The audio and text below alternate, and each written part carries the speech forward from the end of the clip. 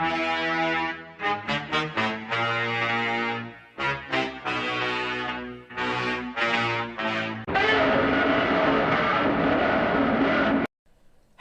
everybody, how's it going? Carl Screwzilla here, and I hope you're all well. And a day late, a dollar short, but here we are at Snetterton for the Skippies. We come into Ritchie's for the first time, up towards Montreal corner, of course. The right-hander doubles back on itself towards the Bentley straight. Of course, the Wilson curves off to our right for the infield section. Down the Bentley straight we go, down towards Brundle. And Nelson, of course, big long back straight here at Snetterton. The track kind of looks a bit like a penis. I don't know if you've ever noticed that before, but it is basically a giant penis. Good job, architects. Down towards Brundle, left-hander, that's going to go into a right-hander of Nelson. Under the bridge we go. Nelson, one of the trickiest corners to get right, I find. That's huge sausage curve. You've got to be careful of it. It's a nice little bit of dirt on the outside, not going too far around. Bomb hole. We'll get to that later. Up towards Crom. And then we'll double back towards Murray's, the left-hander, that will get us onto the pit straight. And that is a lap of Snetterton, ladies and gentlemen. So that's where we're racing tonight. This is where we are racing in Saturday Night Lights for the Skippies, of course. It is on Halloween. As I said, this is a bit late, as it is currently the 5th of November. So, yeah, a little bit late on the recording on this one. But we are in the third split tonight, and we are car number 15. Spooky. Ooh. Okay, maybe not that spooky, but I thought I'd try and get festive for the race. It is my highest split for Saturday Night Lights, I think. Oh, sorry, excuse me. So, pretty stoked about this one, and a little bit excited, must say. A little bit worried as well. The nerves kick in a little bit, of course. Second lap of qualifying here. Hopefully going to get a little bit better for the start. Currently sitting up in P7 or 8, I think it is. So, not a bad lap all in all, considering we are car 15. So we are one of the lowest ranked drivers in the session. So, not looking all that flash for us tonight. It's looking like it's going to be a tough one. And, look, I don't mind that. I'm racing against the great and mighty Peter Wilkinson of Locked On Lads and Locked On iRacing, of course. And he's in this split. So, me and Wilco racing together, and we're actually in Discord chatting away in this race as well. So, second lap comes across the line, and do we get any better? Up to P6 for the moment. So, not bad lap times, all in all. Could have been much worse. Okay, let's skip forwards to the race. Good luck, everybody. Let's keep it clean. Nice view of the 268 of Wilco there up in front of us, beating us in qualifying. Damn him so much. We're not too far off. We're sitting in P7, I think. P6. We're sitting in a fairly decent spot though. We've out-qualified a fair few cars, which is always nice. And we're getting ready for the race to start. Away we go. We get a good start here. Nicely done. Ease away. Gets a little bit of a run underneath us, but we've got a right-hander coming up, so it's all going to be getting into this corner correctly. Cold tyres, of course, opening lap. Don't want to go too fast, too hard, too quickly, of course, I should say. And you've just got to be a little bit careful on the exit of the corners because these Skippies can fight back. We get around on the first corner. We survive the first melee. Getting down towards Montreal now. Getting through this tricky little chicane, well, it's kink, so to say, based off, of course, the Montreal hairpin. Onto the Bentley straight now. And down towards Brundle and Nelson. And this is kind of where things go a little bit wrong in this race. Spoiler warning. So, we get down here pretty quick, getting a good run down the inside. The number 1 seed is on the outside there, and we get a bit of netcode. And things go very wrong very quickly. All of a sudden, we find ourselves inside of another Skippy, and yeah, that didn't go well. So I reviewed the replay a few times, and unfortunately it was a little bit of netcode. My front wing didn't get any damage, which it should have done. considering that's the thing that made contact with the number one. And right now, you've seen me Jesus wrestling with fucking the car, Christ! and I am trying to figure out what the hell is wrong with this thing, because I feel like there's suspension Fucking damage. dickhead! There is. There's a bit of suspension damage on the right rear. It's not quite how it should be. And we're missing something crucial to the car. I can't quite put my wing to it. I just can't figure out what it is. There's plenty of wings on the cars, with all those bats, so it's got to be something else, obviously. Yeah, so I lose my rear wing, which is not good. Not good at all. There's a bit of damage to the right-hand side pod as well, but mainly it's that rear suspension damage, and that rear wing going has absolutely snookered us. But, putting my head down. Up in the front, Wilco just takes the lead of the race. Just get rid of a view of that. And we're going to keep on moving. Now, the car is definitely not handling right, and I'm trying to figure out what is wrong. And obviously, if you look down in the right-hand side corner, you look at the mirrors, you can't see the rear wing in your mirrors. Unless you're in VR, you can't turn around. Or if you have head tracking, I guess you could possibly maybe do it. But I can't see out the back of my car, and I can't see what's wrong. I've not got a meatball. I've not got anything on my spotter telling me that there's something wrong. So I'm just going with this one. I'm just seeing how I can go. I've still got some pace, obviously, so that's some good news. Currently rolling up in like 8th, I think, or 9th. So, you know, out just off the top 10, and really am struggling with the car. As you can see, throwing it through the corners, driving it like a Lotus 49 at the moment. God, what the fuck are you doing? I don't understand you. It's very much a classic car. It just needs that front wing gone. If that front wing was gone, then I would be fine. That's the problem. I sort of have a front wing. Totally skip your I no. I kind of like a reverse Graham. Well, no, not really. I mean, the Graham Hill 49 did have a front wing to it technically, so it's sort of gone wrong anyway. So trying to keep positions and trying to really not mess up the rest of this race and lose too much safety racing. That's my main concern. And you can see struggling through the exit of the corners, just can't get the back of the car to stick. So really, really struggling with this at the moment, and it is definitely not fun. So this race has gone from yeah to rather quickly. It's gone from a treat. It's gone from the treat to a trick. There we go. I got it. I'm not tired. You're tired. Shut up. Anyway, let's have a little talk about Snetterton, shall we? As we watch this little race unfold. So, Snetterton, of course, was a former RAF base, US Army Air Force base as well. Originally an RAF base, turned into a US Army Air Force base, holding the 337, 338, 339, and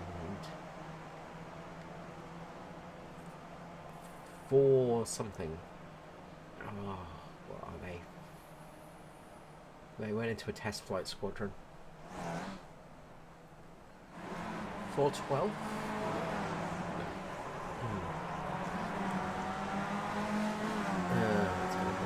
That's going to bother me. Anyway, they had the US Army 8th Air Force there.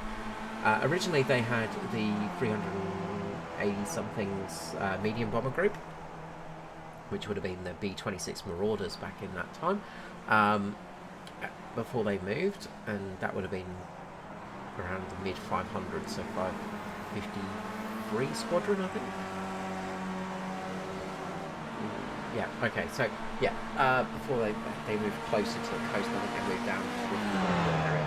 Anyway, that is all just memory stuff, which is not always easy. Anyway, they had the US Army Air Force there. They had the B-17s flying out of the base, of course, back in the day. I think one of the biggest events was the was the bombing of the what is it called? Ball bearing factory. It was a big ball bearing factory over in Germany.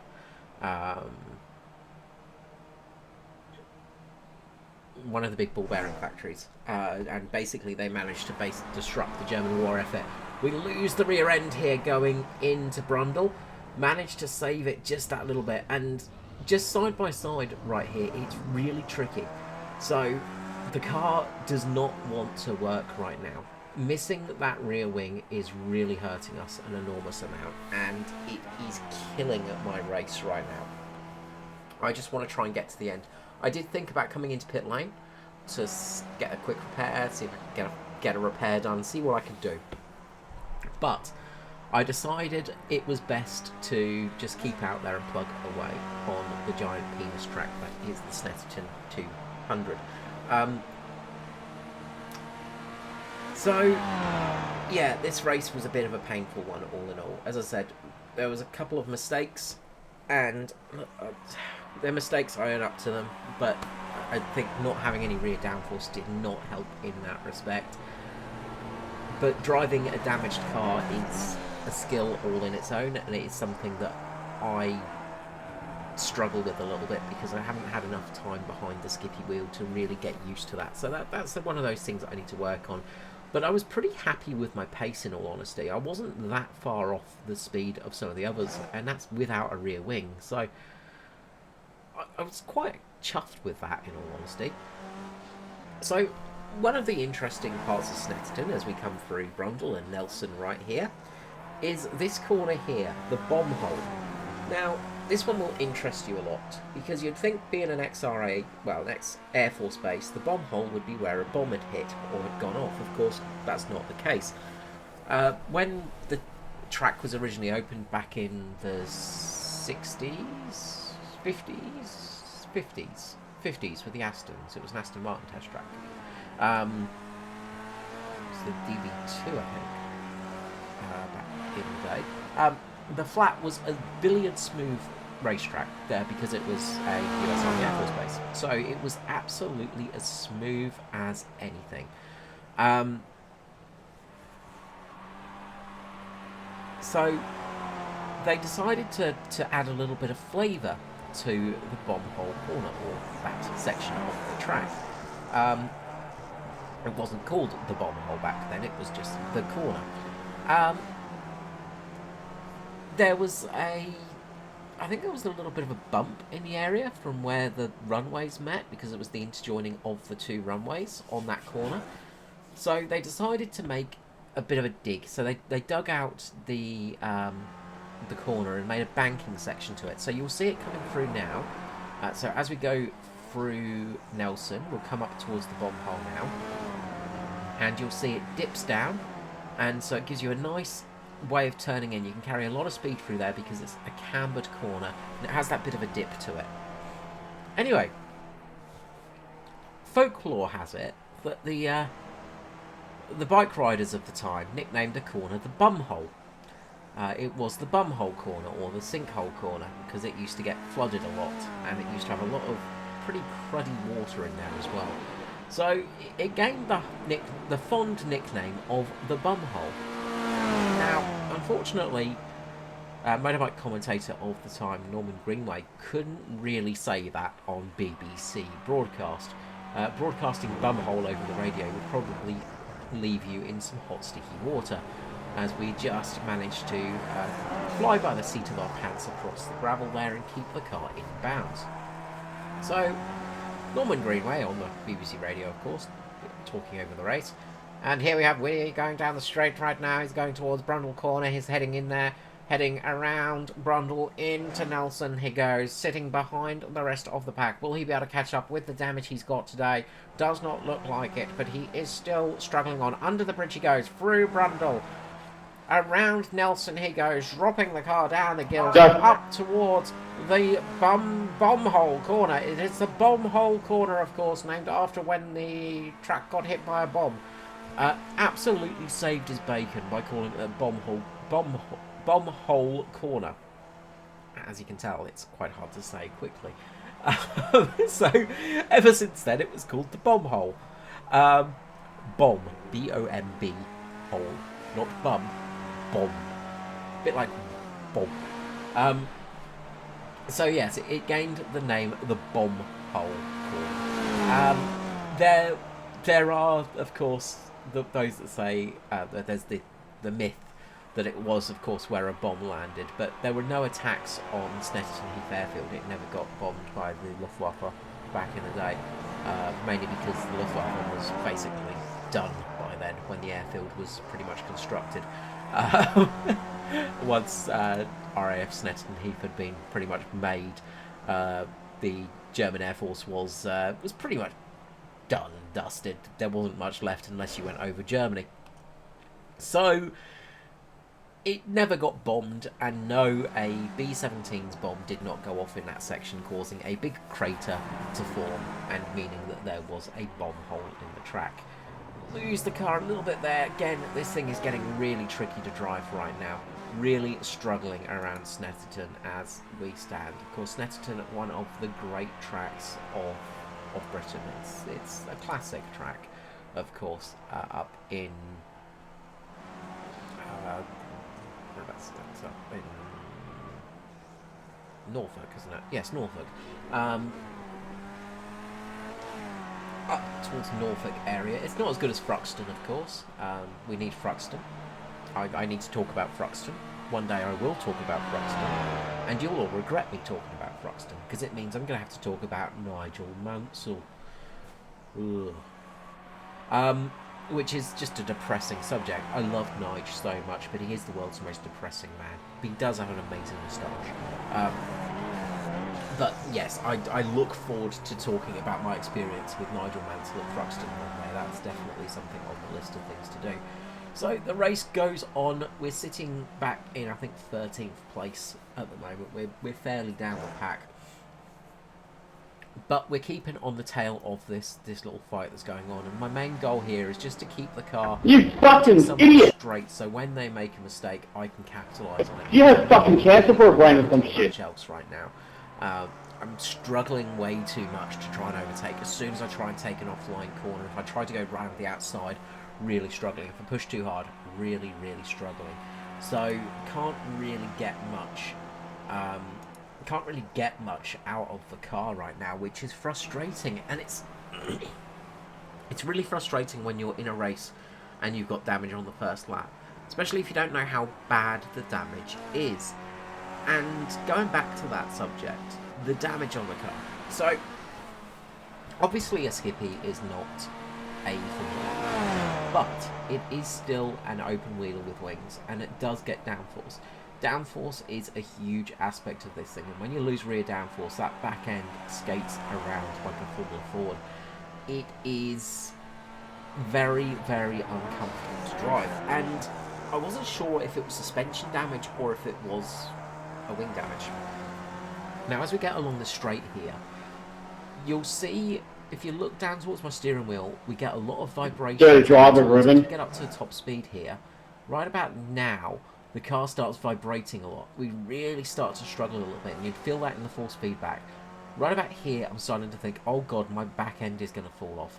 I was expecting my rear suspension to just collapse on me every single lap.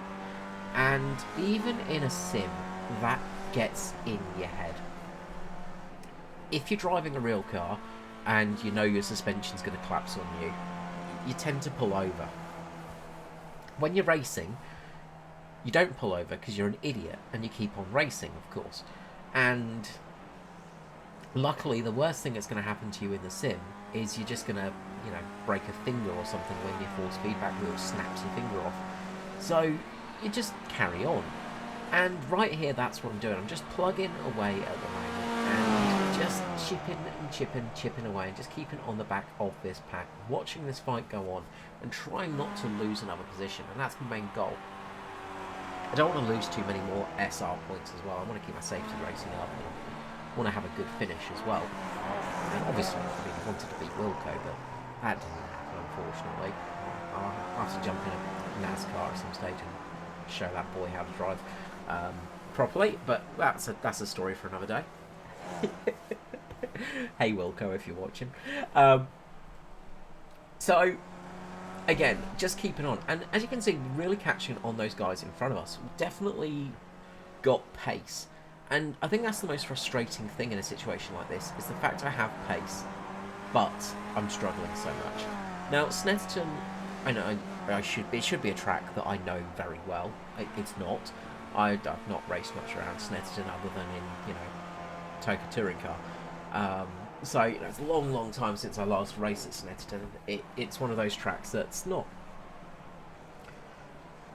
It's a track I enjoy. It's not a track I dislike at all, but it's not a track that I'm exactly comfortable with. As I said, give me Thruxton. Please let me have Thruxton.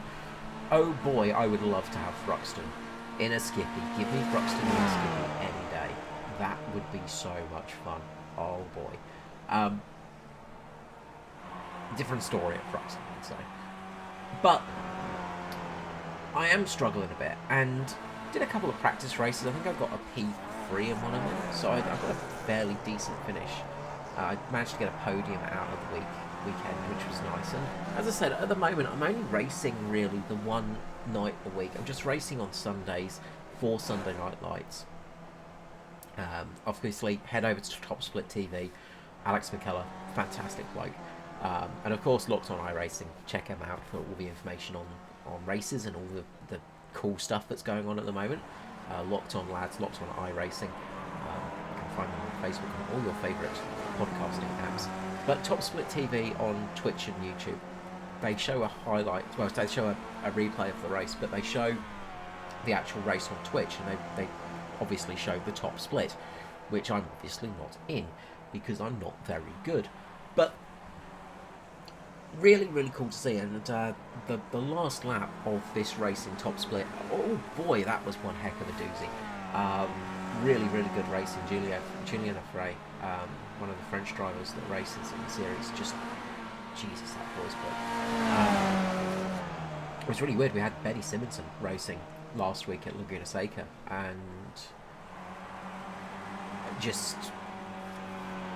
was just bizarre for me to, you know, be out in a practice session with Benny Simonson. It was just one of those moments. So I'm just like, oh yeah, that's Benny. Oh, that's weird.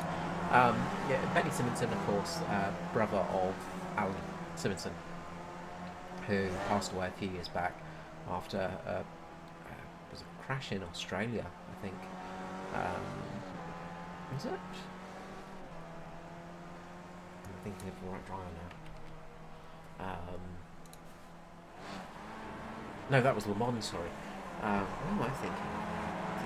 One there. Alan Simonson was back in 2013 at just going on to Mulsanne, and he went off in the Dane train of the Aston Martin, unfortunately, and it was about a couple of hours in, about 2 o'clock in the morning in Australia, and yeah, he went off and lost his life, unfortunately. But it was a pleasure to see Benny and actually be on the same track with him and stuff like that. And you know, you don't mention stuff like that, of course, but it was a weird moment of just like, shit, that's his brother, you know. I remember watching that incident and going to bed, and I usually would watch Le Mans from start to finish, but that night I literally just went, I can't do this tonight, and headed off to see my then partner of the time, wonderful person called Elisa, who is still a very good friend of mine, and love her dearly. She's fantastic. Not that I said that, of course, but just went in and just said, look, shit, it's just been a horrible accident, and I don't think he's made it, and you know, I just broke down, just lost it all.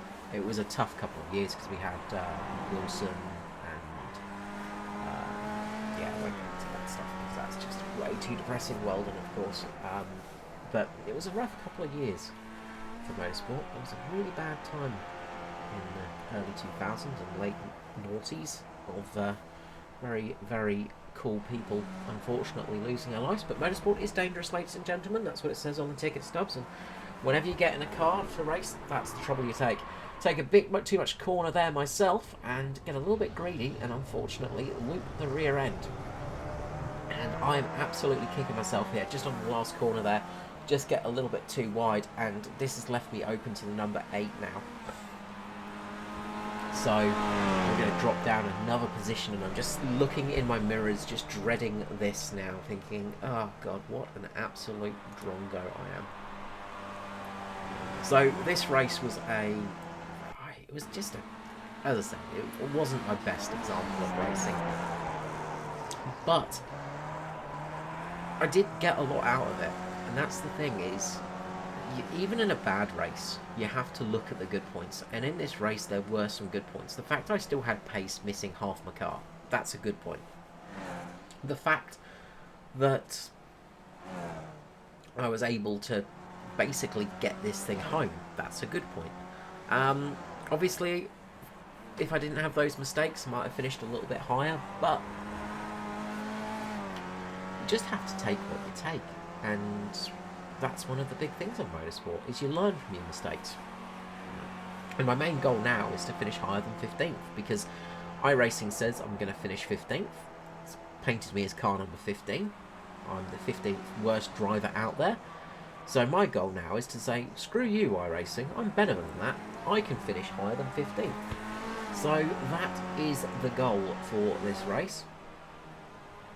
Not going to be easy though. Especially when you've got a fully working car chasing you down. So, sort of trying to think what's my best option here with this number 8 closing in. And obviously getting a little bit loose, he gets a little bit loose on the exit of the corner down to Montreal. We both make a bit of a mistake. That gives me a little bit of a reprieve as we're going to go up Bentley straight now. But even without my rear wing, he's going to get a nice slipstream right here. Get the draft. So, where do I position my car? Do I sit on the inside of Brundle?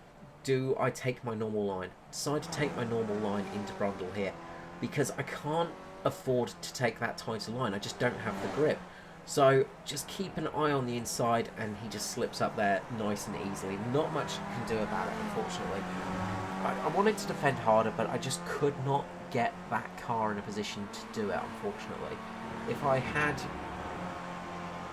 positioned myself a little bit more aggressively, I reckon I would have lost the back end, unfortunately. So it was one of those moments where I'm just like, look, just got to go with this. Oh, also, I hope you've appreciated some of the driver radio in this race, because it's pretty hilarious. I'm pretty sure there is an accident coming up, which is going to net me a couple of extra positions in this race. So we're up to P11, I think, now, P12 or something. We're pretty much towards the end of the race here, last couple of laps. And somehow we're getting home with, you know, a little bit less skippy than I started with. And it's not exactly pristine. Nice space, Nino, well done. And it's not been a great race, but we are getting home. And that's the thing, I'm going to make it home, I'm going to make it across that line. I'm going to make it for every lap, I'm not going to lap down. I've managed to keep the car going. And, yes, lost a position, a few positions in fact, but managed to keep this thing somewhat drivable. And on fairly okay pace as well, which is, you know, as I say, it's a pretty good feeling. And not making mistakes is an important part of racing. Look, that's one of the things you just have to really get into your head when you're having a bad race like this. You have to just accept that, okay, it's not been the best race, but it could have been a hell of a lot worse. So getting through, so I think this is the final lap now. And we'll be very much getting to the end here as we cross the line and get a P11, I think it was, in the end. A little bit of SR, a little bit of I rating, and all in all, not a terrible race here at Snetterton. Okay, guys, thank you so much for watching tonight. I hope you've enjoyed this one. I've enjoyed doing it, of course, and I will catch you all again soon. And of course, before I say goodbye, I should probably, you know, put this section up, because I forgot completely. So we were in the third split there in that race. Nino Rappel won the race after almost getting killed by me, and I'm sorry, Wilco, I did not murder him for you. So you only got P2. Great drive by Wilco though, getting a P2 in that race. Riccardo Spagari in P3. So we ended up in P11, which is, as I said, it could have been worse considering I was missing most of my car. At least I beat somebody. I feel like I could have got a top 10 at least, though. I'm sort of disappointed I didn't get a top 10. I reckon even with that damage, I still think I could have probably got at least a P9. So, yeah, as I say, it's just one of those things you just live with. So we lost a little bit of I rating, we lost a little bit of safety rating, which is never fun, but overall not too bad.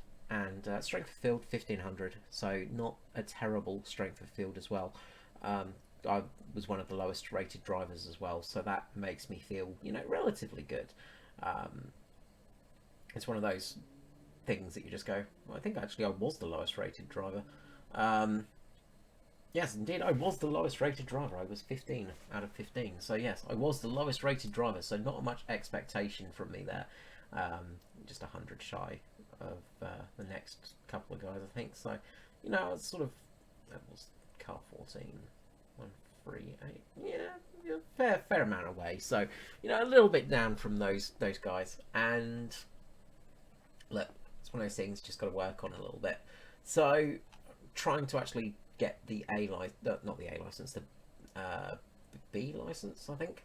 That's my next that's on the list of things to do, of course. So that's going to be it's going to be something I've got to do at some stage. I've just got to do a couple of extra races, but yeah, it's not terrible.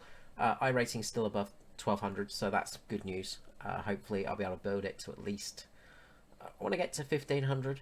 That's my goal. And as I say, I need to get my license before safety rating drops lower, but safety rating, that is always fun. All right, until next time, this is me, Carl Screezel, wishing you all a lovely day. Bye bye.